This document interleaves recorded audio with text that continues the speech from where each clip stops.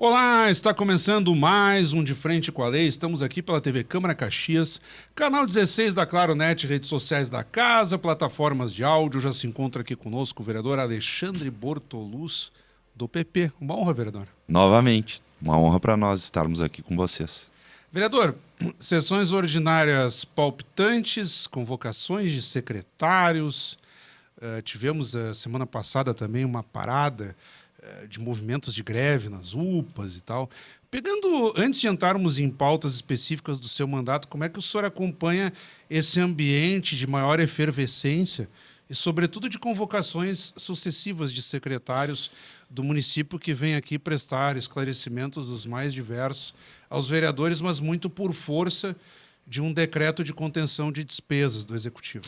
Claro, Fábio, eu entendo da seguinte maneira: onde a gente não consegue obter uma resposta efetiva para as perguntas da população, faz-se necessário utilizar tanto da lei orgânica do município quanto do regimento interno para que se convoque o secretário para que se venha dar explicação na frente de todos os vereadores e para a população em geral, né? Porque é transmitido ao vivo nossas sessões. Então, nada mais justo. Especificamente essa questão de convocação de secretário, né? Quanto aos debates da casa, diferentemente da primeira legislatura, da minha primeira legislatura, já é reeleito, né? 2021, o que ocorre? O que eu vejo? As sessões elas estão se estendendo mais, por algum motivo ou por outro. Então, coube a nós, inclusive, não só por esse motivo, entre outros motivos, né? Porque mais de 12 anos que não era feita uma grande alteração no regimento interno, então a gente também, logo mais votaremos, né? A versão essa questão atual do é de regimento 2014, interno. né? 2014, isso. 12 anos atrás. E aproveitando isso, porque até o colega seu de comissão também, o vereador Cláudio Libardi, esteve aqui, comentamos sobre algumas mudanças, a sessão específica de quarta-feira, que passa a contar com a ordem do dia. Isso aí. Eu até brinquei com ele em alguns pontos ali, o regimento interno, ele retoma situações que aconteciam lá atrás, quando eu entrei na Câmara, há 16 anos, enfim, que eu estou na Câmara. Eu lembro disso, assim, a ordem do dia sempre, 2 inscritos no grande expediente. E vocês também fazem uma indicação de pautas específicas para a quarta-feira. Isso. Como denominações de rua, moções, pedidos de informações, o horário das 8h15, durando 4 horas. Claro, depois com possibilidade de prorrogação. Entre todas essas alterações, o que o senhor acredita que se ganhe mais do ponto de vista tanto da dinâmica das sessões quanto, principalmente, da população que acompanha as plenárias? Claro, Fábio. O que acontece? Eu acho que todas as mudanças, sejam elas menores ou de grande monta no regimento interno, somadas, elas trazem uma melhor logística tanto para casa quanto para a sessão plenária, mas em especial para a sessão plenária, né, que a gente aborda. Então, o que ocorre? Eu acho que, se fosse destacar um ponto principal, é justamente isso que tu falaste, é a questão de nós retomarmos as votações nas quartas-feiras. E o que a gente procurou fazer? Porque aconteceu esse ano diversas vezes, né? Dentro da pauta de terça ou de quinta, tinha diversas votações, moções, sejam de apoio, de repúdio, denominação de rua, votação para convocação de secretário, pautas mais espinhosas. E aí o que acontecia? Todo mundo pedia inversão de pauta e as denominações de rua ficavam para o fim da sessão. E as discussões, elas se alastravam em termos de tempo, né, de horário. E aí fica sem quórum. A denominação fica sem quórum, e a denominação para algumas pautas, né, tipo sessão solene. Sessão solene a gente precisa de um quórum mínimo específico. Aí já não tinha quórum. E, por exemplo, a denominação de rua, às vezes o familiar chegava às 8h30 da manhã aqui para prestigiar a votação e ficava aqui até o meio-dia, 1h. Sim, a manhã inteira. Então acaba sendo até um desrespeito com a família que está ali esperando, né? Então na quarta-feira a gente priorizou moções de apoio de repúdio, votação de homenagens e denominação de rua. Porém, tem que seguir uma ordem. E em primeiro lugar vai ser votada as denominações de rua. E especificamente na quarta-feira não poderá ser pedido inversão de pauta nem regime de urgência. Aí a gente consegue logisticamente melhorar essas questões. Eu tive lendo também, aí é um pouco mais complexo e depende de cada situação, mas também um esforço de dinamizar mais os processos legislativos dentro das comissões. Ontem eu estava revisando essa redação até para escrever a matéria para o site, e entrou em primeira discussão e agora estamos aguardando a segunda discussão e votação dessa matéria. Um prazo para o projeto se esgotar em 45 dias ali dentro da comissão, com uma tolerância de 15 dias, e o relator devolver em 30 dias. Claro, em casos especiais, se o autor ou o relator solicitar baixa para um órgão externo, seja da prefeitura ou de assessoramento e tal, mas também houve uma preocupação de vocês de que haja uma dinâmica maior das matérias dentro das comissões, algo que até muitos vereadores reclamam. Ah, mas meu projeto está lá, vai fazer 1 ano, ainda não recebeu o parecer e tal. Na verdade, alguns vereadores reclamam, mas jogam nesse sentido. Que nem falou, demora 1 ano, mas não só em uma comissão, para deixar bem claro, né? Porque às vezes, dependendo do tipo de projeto, tem que tramitar em várias comissões. E hoje se tem um prazo regimental para isso. Porém, a gente deu uma reduzida do prazo regimental dentro de cada comissão, justamente para ter um dinamismo melhor e para que seja pautado o projeto dos vereadores, independente de qual seja. Seguindo nos projetos de plenário, vereador, nós tivemos aprovação semana passada de uma autorização do Legislativo para que o município, em parceria com a União, viabilizasse um terreno para a nova sede da Polícia Rodoviária Federal aqui em Caxias do Sul e também, por extensão, contemplando a Serra Gaúcha como um todo. O senhor teve uma participação no âmbito corporativo, digamos assim, a Câmara Municipal ajudando também como indutora nesse processo. Claro, Fábio. Na verdade, até um pouquinho a mais, eu digo, porque a gente teve que fazer incessantes. Na verdade, tivemos que ter uma insistência muito grande, né, com o próprio executivo, para que se fosse autorizado isso, porque... A utilização de um terreno, né? De um terreno que era do município. Tem um imbróglio jurídico de um prédio do lado, que era do antigo pedágio ali em Vila Cristina, né? Mas isso está sendo... Exatamente perto do pedágio? Isso. Aí está sendo resolvido via Procuradoria-Geral do Estado, né? A PGE. Enfim, porque o terreno parece que era do município, daí a rodovia era federal, que daí a Convias era federal e tinha uma parte do Estado, enfim, um imbróglio jurídico mesmo. Mas os vereadores deram essa autorização para a utilização do terreno. Foi a doação do terreno, né, para a própria PRF. Então, toda essa articulação coube a nós, juntamente com o pessoal da PRF, realizar. E já tinha um recurso federal para isso? Exatamente. Faltava o terreno. Tinha o recurso especificamente destinado de 7 milhões de reais para a construção, e se nós não conseguimos esse terreno até o final desse mês, perdi o recurso. Então, a gente ia perder o recurso para outra PRF de outro município do estado do Rio Grande do Sul, que também precisa. Só que nós somos prioridades, né? Pela PRF eles entendem assim. Até porque hoje, se tu for ver, a BR-116 corta Caxias do Sul, né? Já não é mais uma zona tão, digamos assim, deserta, né? E que é um debate que volta e meia arrefece, depois volta, que seria até a municipalização sim. E eles estão lutando por isso, inclusive. Estão lutando por isso. E a sua opinião sobre isso? Eu acho que é justo. Inclusive, eu concordo em se fazer isso até para pensar numa questão, até por uma... vamos chamar assim de perimetral leste, né? Por que não? Para fechar o anel perimetral, que é o que tanto diz, para dar uma logística maior de trânsito em Caxias do Sul, né? Que hoje é meio complicado, sim, todos sabem. Precisa pleitear sempre junto à União algo que na real desemboca em Caxias do Sul, e quem é cobrado é a Prefeitura, e daí a Prefeitura depende da União para que aconteçam as devidas intervenções por ali. E vereador, pelo que o senhor está acompanhando, até citou aqui esses últimos ajustes legais, digamos assim, no terreno, existe uma perspectiva para já termos a unidade em funcionamento em Vila Cristina?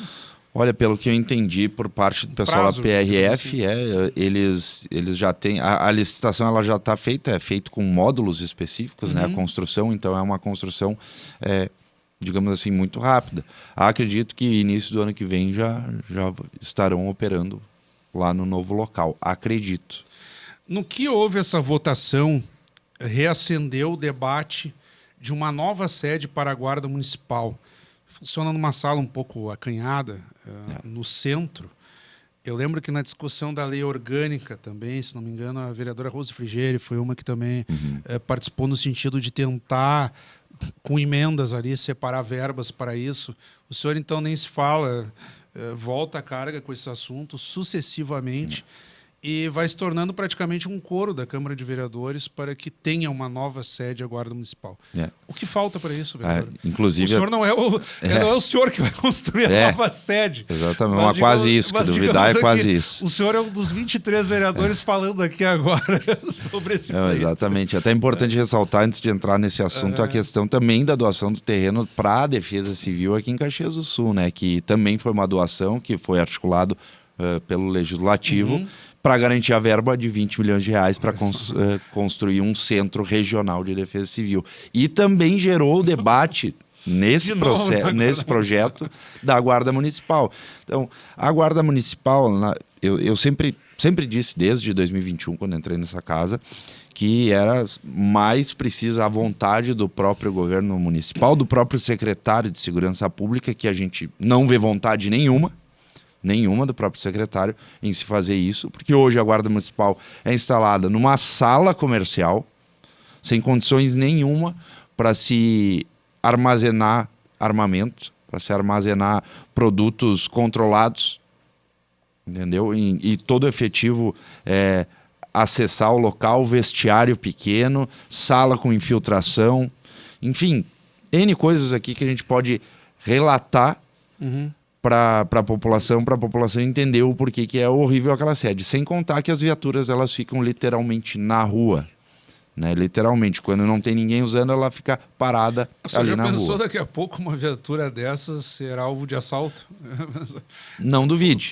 No passado, não digo com a Guarda, mas e nem em Caxias do Sul, mas já aconteceu de furtarem, assaltarem, roubarem uma viatura. Assim como aconteceu na Polícia Rodoviária Federal e na Defesa Civil, já existe algum estudo de terrenos que poderiam sediar? Então, Fábio, o que acontece? Eu trabalhei... Não adianta discutir uma nova sede sem saber para onde mandar. Né? Eu trabalhei com essa possibilidade de nós conseguirmos um terreno para destacar para a Guarda Municipal. Porém, diferentemente da Defesa Civil e da PRF, a Guarda Municipal não tem um dinheiro destinado para a construção disso. E a gente sabe que as contas do município estão horríveis. Não se tem dinheiro, é só o que se escuta, pelo menos. Não se tem dinheiro para fazer nada.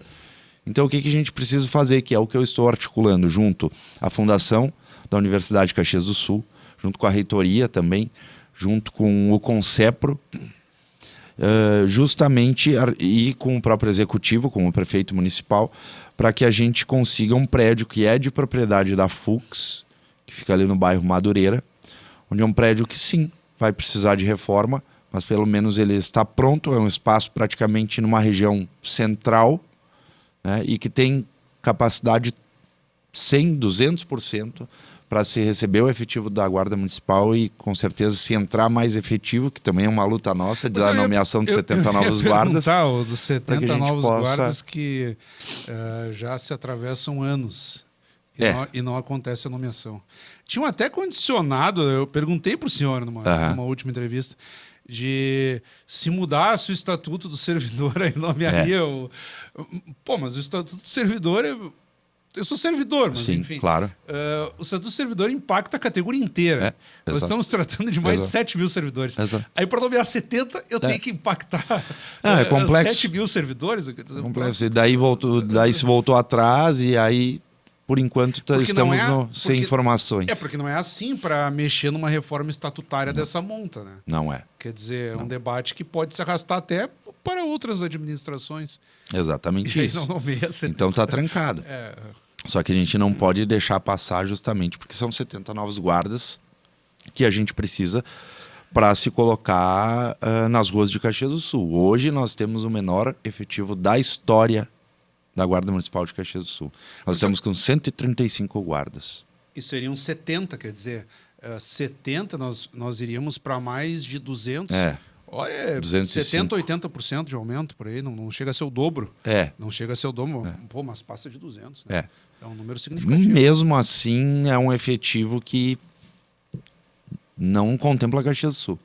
Eu lembro... É só pegar o número de prédios públicos que a gente tem, Fábio. Só de prédios. Entre UPAs, UBSs, escolas municipais, praças, parques, as secretarias, as operações conjuntas, com a maioria das secretarias, só aí. O senhor citou a situação financeira do município, que também é alvo de debate, inclusive aqui na Câmara, de muitos vereadores questionando até que ponto não haveria dinheiro.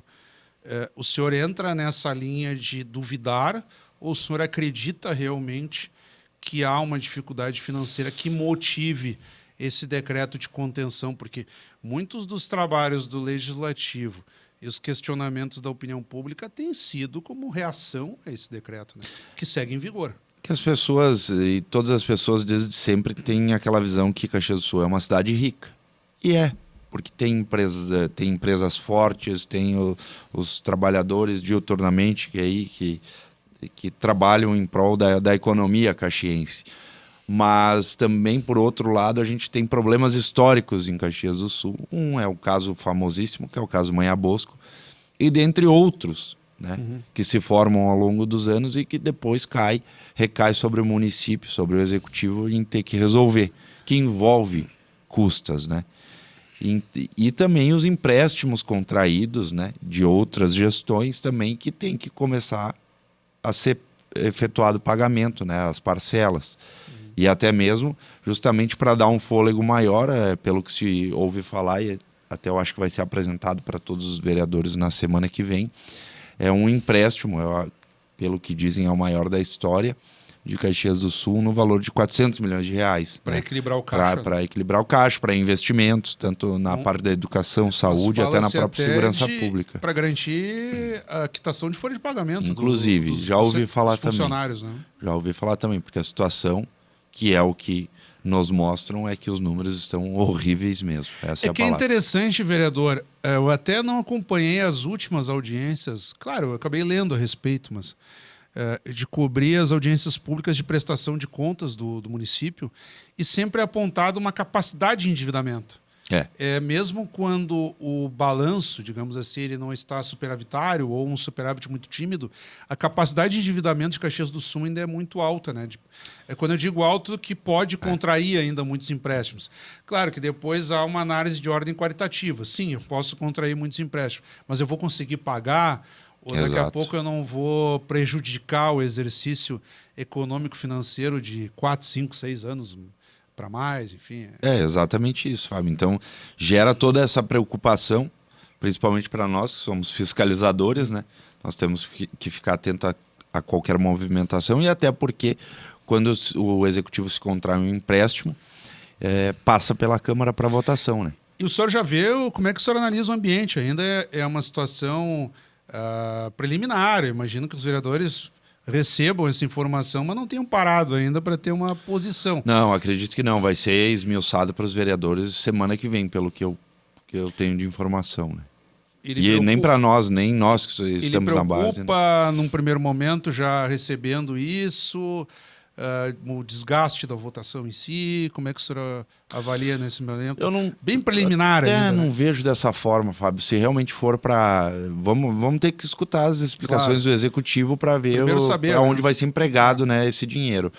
Mas se for empregado em saúde, segurança e educação, não vejo o porquê. Não só isso, a gente sabe que, como tu falaste, pode ser que uma parte seja para o custeio da máquina, folha de pagamento, dentre outras questões, mas essas 3 áreas prioritárias aí, até mesmo vamos botar uma 4ª área, que é a infraestrutura, eu acho que nada mais justo, porque isso volta para a população, né? Então, melhorias. Vereador, temos alguns segundos de programa ainda. De imediato eu já vou lhe devolver a palavra, e quem está nos acompanhando já vê na tela os seus contatos. Show de bola. Aqui enaltecer, agradecer, Fábio, toda a disponibilidade, mas também reforçar a questão que nesse ano nós, infelizmente, estamos esperando um El Niño, né? Em termos de mudanças climáticas. Então, nós estamos com essa certa preocupação até o tempo-resposta do próprio poder público, né, quanto a essa questão. E esse frio recente também foi desproporcional. Desproporcional, no né? mês de maio, né? que não estamos no inverno, né? Exato. Não estamos. Então Exato. estamos passando por literalmente pela frente fria de uma maneira bem forte, né? Então gera toda essa preocupação, em específico o El Niño, que está previsto ali para agosto, setembro. Então esperamos que o poder público tenha esse poder de reação para que não aconteça o que aconteceu em 23 e 24. Né? Mais uma vez, muito obrigado então, vereador. Obrigado, eu. A honra foi toda nossa, como sempre. Acabamos de conversar então aqui com o vereador Alexandre Bortoluz, do PP. Obrigado pela audiência. Até o nosso próximo encontro.